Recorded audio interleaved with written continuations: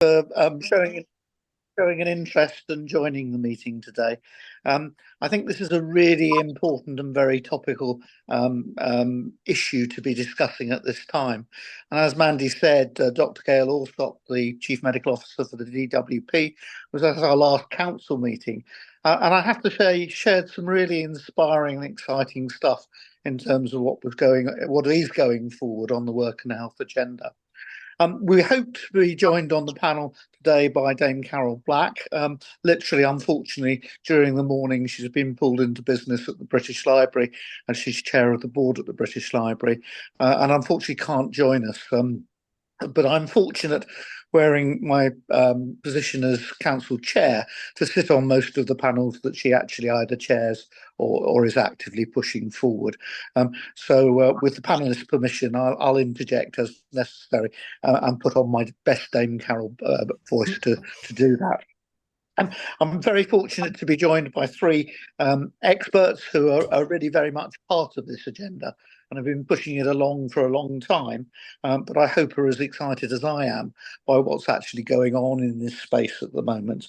So Dr. Julie Denning, who is the chairperson for the Vocational Rehabilitation Association, an active council member, Nicola Neath, who's an active counsellor, academic, and is part of the British Association of Counselling and Psychotherapy, the Workplace Division. And then Janet O'Neill will be familiar to many of you as the Deputy Head of the National School of Occupational Health. And I guess my first challenge to the panel, throwing down the gauntlet, is we've been here before, to be honest. The council was part of the fairly hard consensus group that was created by Gina Radford back in 2018 as part of the work prompted by Carol. And very painfully, a consensus statement was actually finally achieved by the Academy of Royal Colleges and published in 2019. But I have to be honest, sat on a shelf and hasn't moved forward. So my challenge to the panel is what's different now? So who would like to speak first? Julie, can I throw that at you to start with? Oh, okay, I'll do my best. I think we're in interesting times, aren't we? And apologies to keep harking back to the pandemic, but I think that really did shift our thinking along, didn't it? In terms of for the first time for a first time in a long time, I might add, because it has been talked about before in the 80s and previously to the 80s. There's a big shift around there at that time, but then there's been a shift again when work and health were in the same conversation. Employers suddenly had to think about ill health and work and getting people back to work because suddenly they had people who were in a large enough number that hit their radar. So I think we've had that kind of shift. But actually, prior to that, I remember the WHO was saying that the depression was actually going to be our next pandemic. I don't know if you remember that. That sort of got a bit drowned out in the COVID noise. But that beast has been trundling along as well. And we're now seeing that very much in absence figures. And we're seeing that the growing number of data out from the ONS saying about the economically inactive and the 1/5 of the population that work represents, and the fact that people are off work with long-term conditions, and mental health either as a sequelae or precursor. So it's multi-directional to the long-term condition experience for someone. So I think it's almost like it's that perfect storm. It's all just surging up, and the government are saying, well, actually, it's hitting their radar of, there's a lot of money being lost one way or another, and how do we encourage our economy to grow, have a healthy working population, have a healthy population. I think that's what frightens me the most, actually, is our unhealthy population and what we're doing, and work being part of that dialogue, and work being good for health. Work should be part of rehabilitation is part of work. All that kind of stuff is really important. So perfect timing, if perfect is the right word, but it's all coming together, I feel. Thank you. The perfect storm then. Nicola, I'll come to you next. Thank you, Steve. Coming on the back of what Julie said, I think a greater level of awareness was created through the pandemic as well, unfortunately for horrible reasons, but it has raised the emotional literacy of the country, and that's really important. the statistics before the pandemic were showing mental health conditions being a huge reason for people being off work. But it feels now that there is more of a welcoming to understand what this means and turning towards organizations to help staff think about and know themselves from a health and mental health point of view differently. And if we can normalize the mental health picture and say it's one in one, assume that any one person at any one time is going to have some kind of health or mental health issue, it feels like it's opportune to turn into, and the increased funding in the NHS to bring mental health services back into the NHS, or a little bit more available in the NHS, which will then complement the things that various organizations can do. And I guess to know that the statistics now have been around, that the preventative work is where the higher return on investment. The Deloitte report really clear about that over and over again, that for every £1 spent in preventative measures is £4.70 back at the bottom line. That's crucial. So being able to marry health, mental health with creativity and productivity, it feels like that's our opportunity right now. Thank you, Nicola. It's really helpful. Janet, what's your feeling on this? So I really feel that the conversation is widening, and I feel that employers are far more aware about health and work than they've ever been before. However, I'm not sure that they understand what to do with that information, that they're quite clear how to change things. There's a lot of advice out there, and I was thinking that actually there's a lot more webinars and education for organizations on culture and looking after their workforce, but it doesn't seem to be getting to the nitty-gritty of how do you actually change that. And I think that unless we look at that and help employers and have a strategic focus on supporting employers to do that, actually it's going to be really difficult to make that change and to actually get people back into work. And I think it's great, the work that's being done, especially the Darcy report and focusing on the NHS, fantastic. But I think there's a lot of evidence to say that occupational health is actually quite key in helping prevent people get into the NHS in the first place. So I think everything needs to be balanced. And sometimes it feels like there's a focus just on one particular area. Let's focus on the person, but actually great to focus on the person.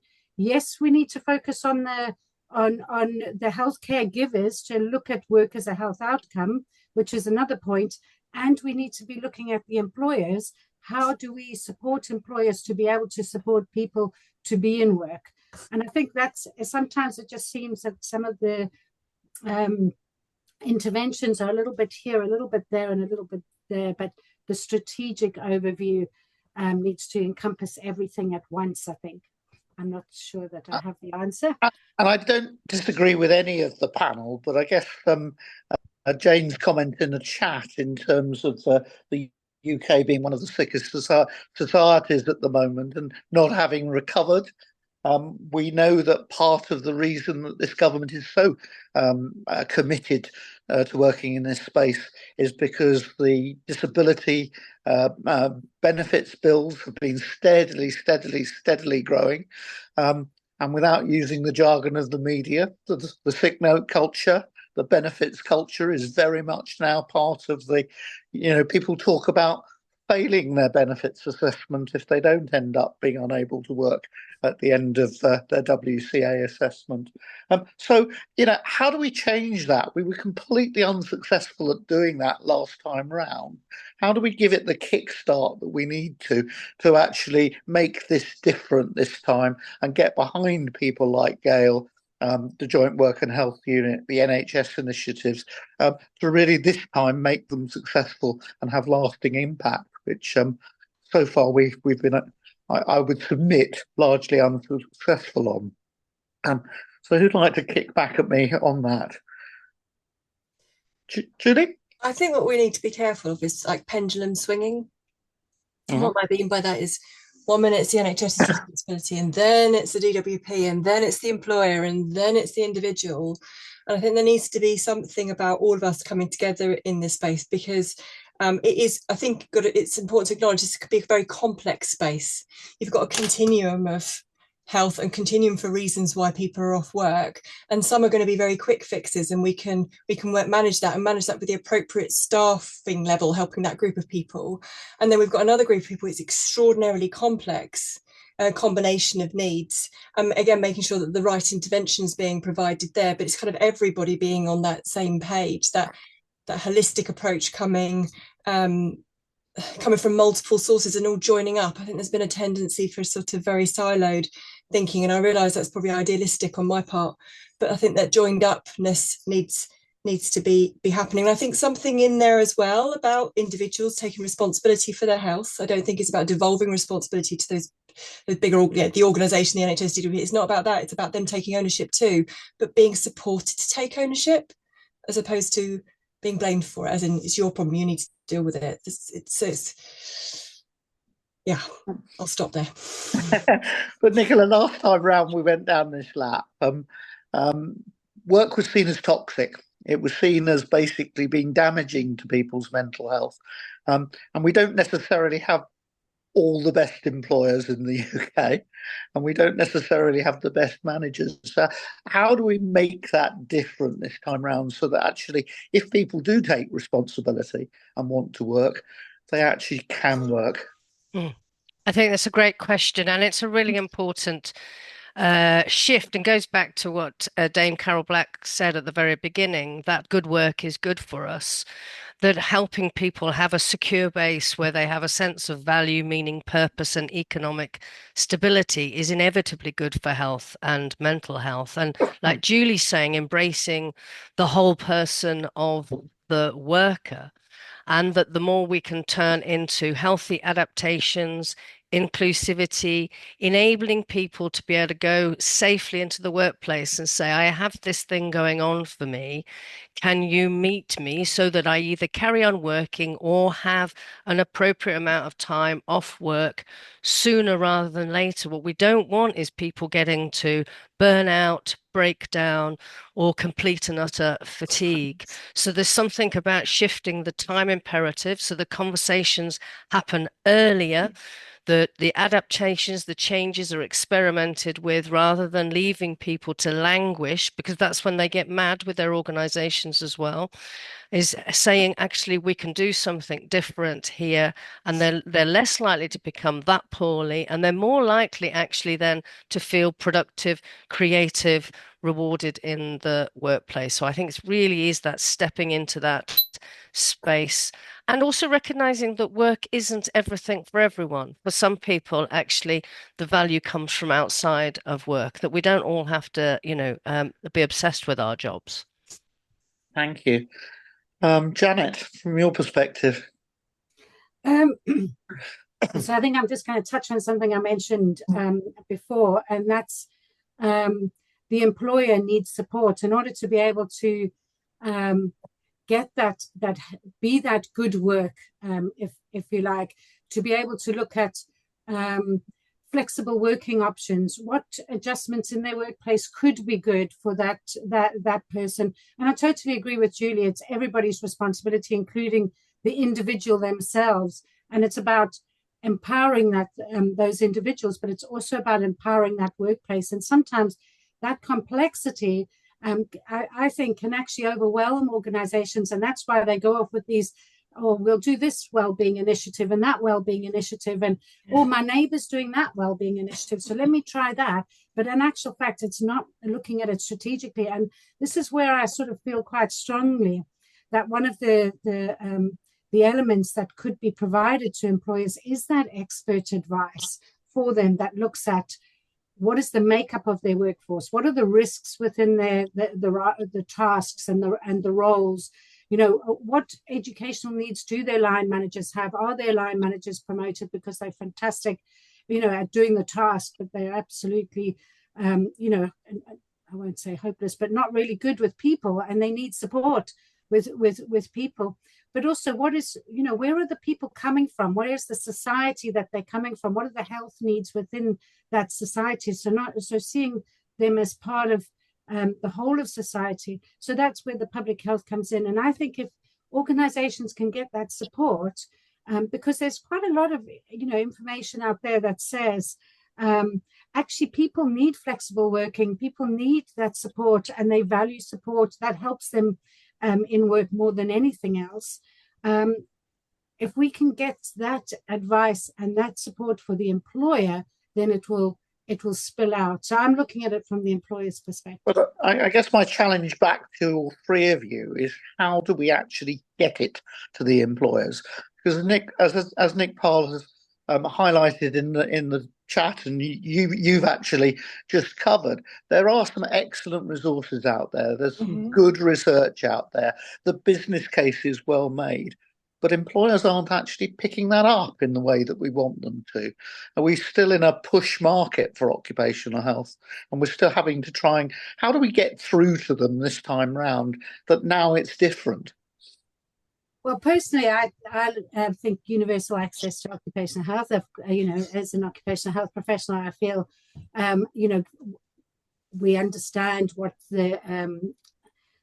what specialties are out there, what support is out there, and how to look after the workforce, because that's that's what we've been trained to do. So I'm a firm believer that actually universal access to occupational health. But I'm going to go back to Julie now, because I think Julie's quite right. Everybody needs to get together. It needs to be all of these heads that get together and look at a strategy, an overall strategy. And I'm not saying we haven't tried that before, but maybe the impetus has changed. Maybe the bar has changed. It's increased so much that we're getting to the stage where we have to do something.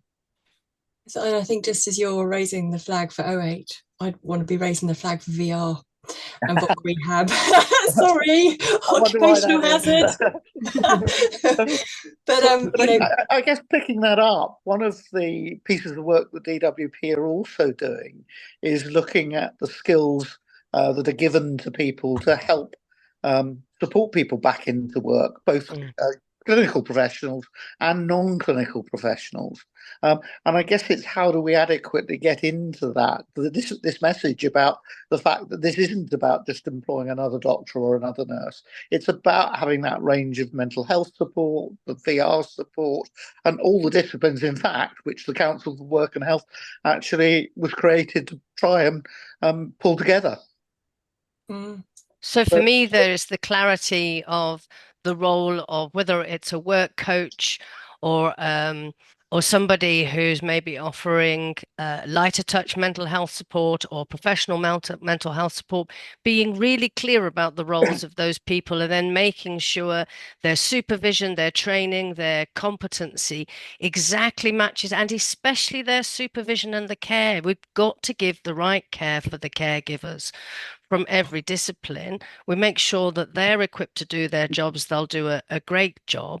And I think it's coming back then, for me, a little bit towards legislation, the health and safety approach, using good occupational health interventions. I think national occupational health makes complete sense. But going kind of that it should be a business minimum, a requirement by law. It's been in the Health and Safety Act for a long time, providing a safe environment for staff. And the ISO 45, I have to read it, 003, occupational health and safety management, right at the very top, talks about aspects of how work's organized, social factors at work, work environment, equipments and hazards. So to be able to step into and expect every business to be looking at the risks it presents to its staff, take them seriously, and then make the appropriate interventions. But it should be a national minimum standard for every business. Thank you. And it's not always employers though, where the problem exists. You think about burnout, and that is a phenomenon related to the workplace and obviously health and safety risks. But some people have a lot going on outside of their working life that they don't sort of switch that off and go, hi, I'm at work now, and that all just gets switched off. And it's kind of that appreciation that that times are very tough. There are lots of worries and concerns. There's lots of illness, lots of global stuff going on that is playing on people's psyche, particularly the younger generations being very bothered about, for example, war, environment, these things are bothering them in a really significant way, and that's impacting on their mental health. So it's that appreciation of what's going on behind the working environment. But people are coming to work with it. And I think that is where VOC Rehab can help, because we would advocate and we would support the individual and help them in that transition back to work, and join up the dots with the line manager, with HR, with OH, to keep you in the loop as to what's happening and what needs to be provided, so the workplace can help support them. In spite of all the stuff that's going on, it's actually, how do we help them keep at work? Because we know that they need to keep a roof over their head, food on their table. It's as basic as that. How do we help people keep at work? And how do we have that wider social and psychological, but the psychosocial of the biopsychosocial, the social often gets missed out. And I've heard Carol Black talk about that a few times now. And Gail Allsopp was definitely talking about with the social side of things, and that sense of, how do we go to broader occupation? And then I think that was often what we had folk use that as a stepping stone into work as an occupation.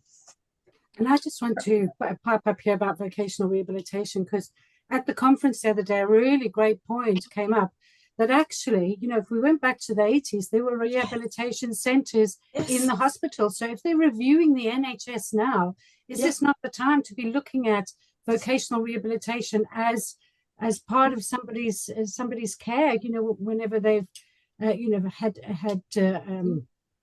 So, I mean, I guess picking that up, Janet, again, my challenge to you as a panel is, are we still, as professions, too siloed? Because there are still boundaries between the handovers between VR and OH, or between mental health support and, we've got the obvious difference between primary care and secondary care.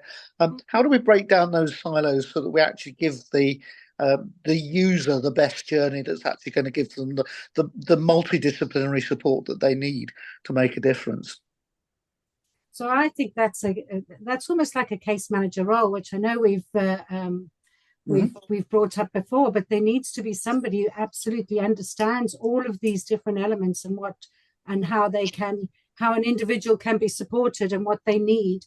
And certainly going back to COVID, there were a number of long COVID studies that were run both NHS and within occupational health, where actually they were really effective in supporting. I think the figures were somewhere around 44% up to 67% supporting people back to work, because they were looking at that all of the different elements, what psychological support, what musculoskeletal, so physiotherapy support, breathing support, health coaching, all of those different elements were coming in, and they were actually quite successful. And there's quite a few studies which show that. So maybe extrapolating that out to wider audience. Nicola, any observations from your perspective? I mean, just before you come in, I mean, we had the work that Ewan MacDonald did in the 90s with the Easy service in Lanarkshire, which was basically a case management service that did help to juggle between VR, between the various clinical support that was needed to actually support somebody. And he showed that it was cost effective, but it never took root. Nicola, your feelings? Yeah, again, there's something again about that, maybe that national minimum standards that mental health services connected with VR, connected with occupational health, also connected to line management and other roles within the organization becomes the norm, that we establish those as normal, sensible conversations, that a person's maybe review is about their health, their mental health, their job, their tasks, and that becomes the ordinary. Because as you say, the evidence is there that connecting all of these different areas up for a person is not only sensible, but it's completely and utterly productive. And it means that you might identify something ahead of time, and encouraging people to have those conversations. The NHS push towards people saying something about other health conditions has been great. It's that push then about the mental health conditions as well. How does a person know themselves and start to know when they're not okay? How does a line manager start to know know their people to identify signs and signals that someone's not okay, as well as within a family. And we just kind of make that the kind of the bare minimum, and saying as well that you don't have to be 100% fit to be at work. It's about matching your work to your level of fitness, whether that's mental health or physical fitness. That's the task then, and those are the adjustments. And the more we do that on a regular basis, hopefully the less ill people will become. But I guess the work that the Academy of Royal Medical Colleges is doing now to update the 2019 consensus statement, and you're absolutely right, it is about um, many more health professionals and many more people that have contact with somebody that is sick having that conversation. But how do we encourage them to actually do that? Because basically many of them feel poorly equipped or poorly trained to have those conversations. Many of them feel that they don't have the time to do that because they're already being asked to pack an awful lot into the short time that they have with an individual. How do we actually increase the bandwidth so that people are willing to open up that conversation, both health professionals and non-health professionals? I wonder if it is the shared piece. If you knew you were in something together, then you'd know that the other person would have your back, and one way or another it would get picked up, rather than you feeling it is all on your shoulders.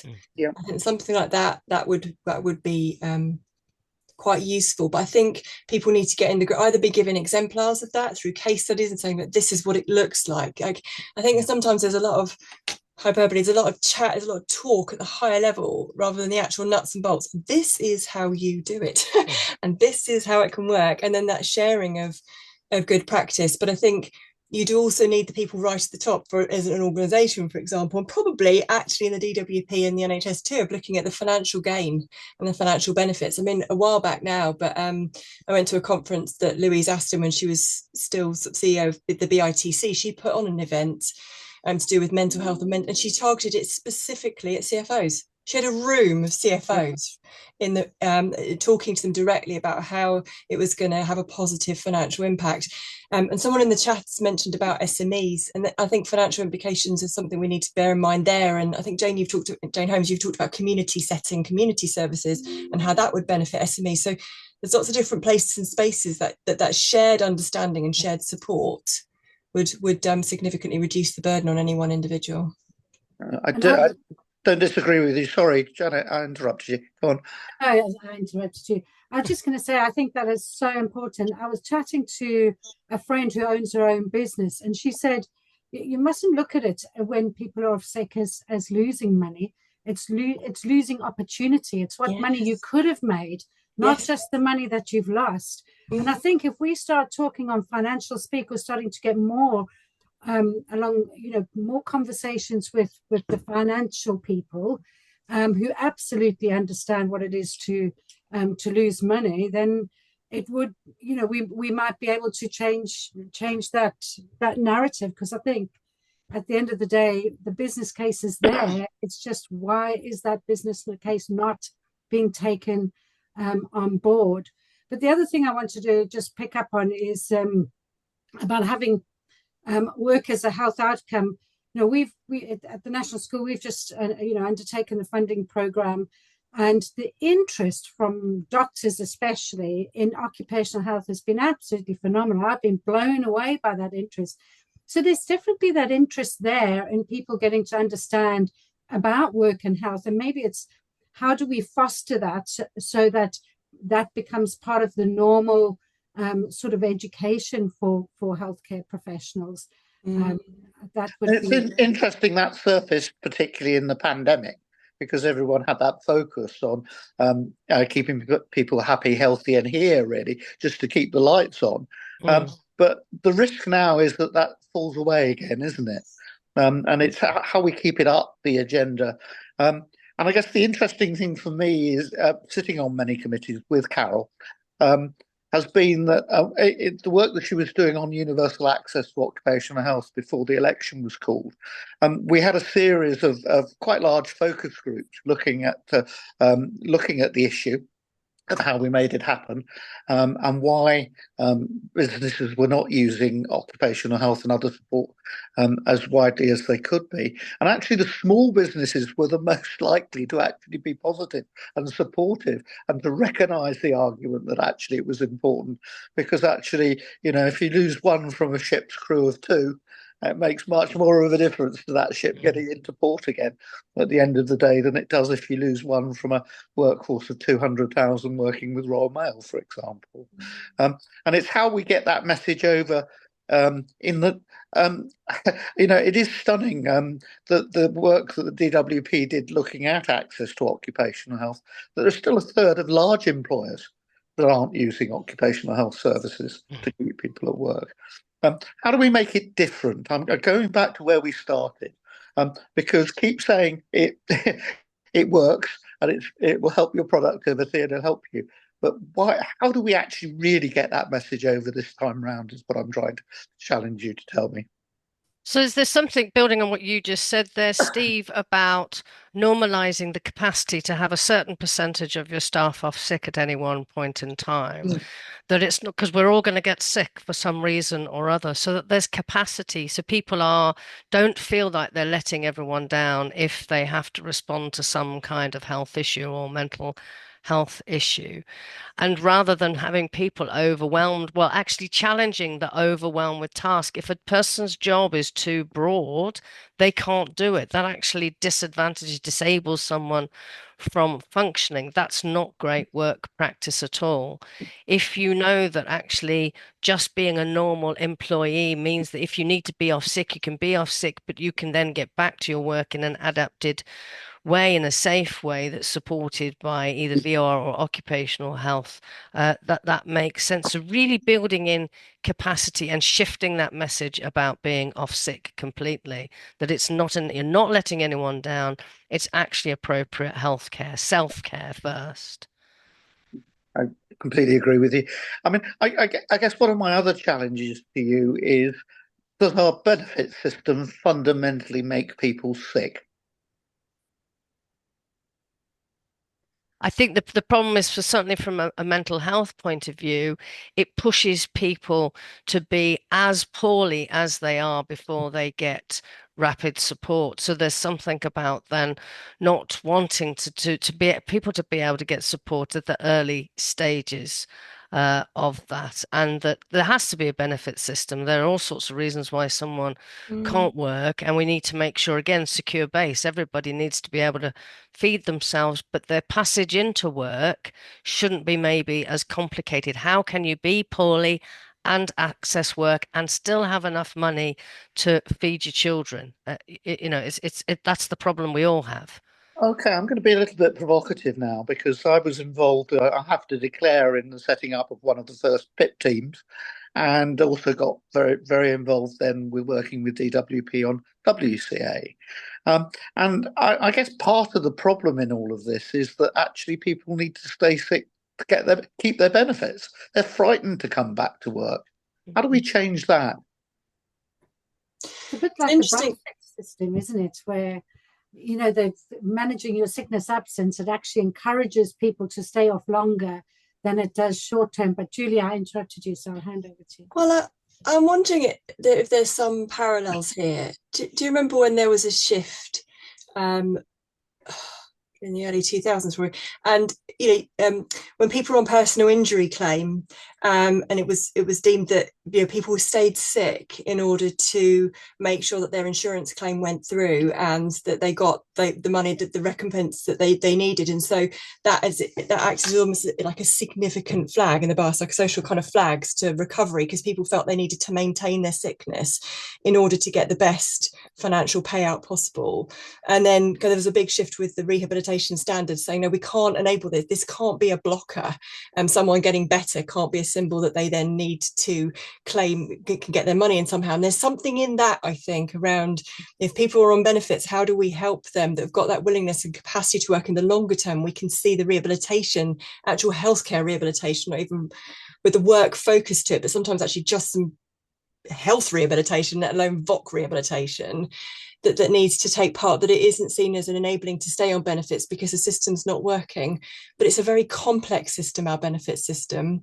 And I just fear that people are falling through the net. They'll want to go back to work. But then, Janet, to your point, the rehab centres closed in the 1980s, kind of dwindling into the early 90s, and that's when we noticed also a rise in disability payments. It's kind of, it really is that sense of it's all of our responsibilities. And for me, call me a health psychologist, but there's some significant behaviour change that needs to happen here, and I'm not quite sure what that is, that nugget yet of the change. But I do know that just giving people information isn't enough to make someone change their behaviour, and I fear there's a lot of information here and not a lot of shift of behaviour as a result. But we could maybe borrow something from that insurance thing I was talking about, the behaviour change that happened there. Can we model that somehow? I don't know, there might be something in it. Thank you for that. I know that, Julie, you're going to have to slip away in a minute or two. And we're sort of heading towards the tail of this, which has been a fascinating conversation and has been great to have. I guess one of the things for me is whether the all or nothing in benefits is the right way of doing things, and whether we shouldn't allow people to do some work and not lose their benefits. What do you think? What's your feeling, Nicola? 100%. From a mental health point of view, having some level of activity or to learn skills, to either be passing on skills or receiving skills, is good for mental health, without a doubt. So if there was a way Remploy did it for a long time, bringing people with certain needs into organisations and supporting those organisations, a way to passage people without pressure or threat of losing anything into places where they can develop their sense of self-worth and skills, has got to be a good thing. And the more flexible that is, actually, the more competence and skills employers will get then to draw upon as well. Yeah, thank you. Janet, your view? Well, my thinking is that actually, I remember working with Remploy back as a jobbing occupational health clinician. And, the employers relied on Remploy. We all worked together, through the job centre coaches and the disability coaches. We all worked together to support somebody back to work. And I think that multidisciplinary team working is absolutely essential and key. And I think that there are benefits where people are in work and still receiving benefits. So there is an element out there of support, but those people are more vulnerable to fall out. But I think we all agree to what Julie said about behavior change, because at the moment in people's heads, they see, or I'm out of work a long time. My next thought is benefits. That's the natural progression. And it's about changing that natural progression. But in order to be able to change that, it's going to take a lot. And it's going to be a lot of different initiatives targeting a lot of different areas, targeting all of those health professionals to see health work as a health outcome is going to have to be key. And whether that's changing the undergraduate curriculum to be able to add it in, it's going to be making, rehabilitation and vocational rehabilitation available for everybody. And at the moment, that's not the case. It's about supporting employers, giving employers financial benefits as well. So, maybe, as you might hear, I'm from South Africa, and we used to call it loss control. We were loss control because we reduced the costs of the business by supporting the workforce.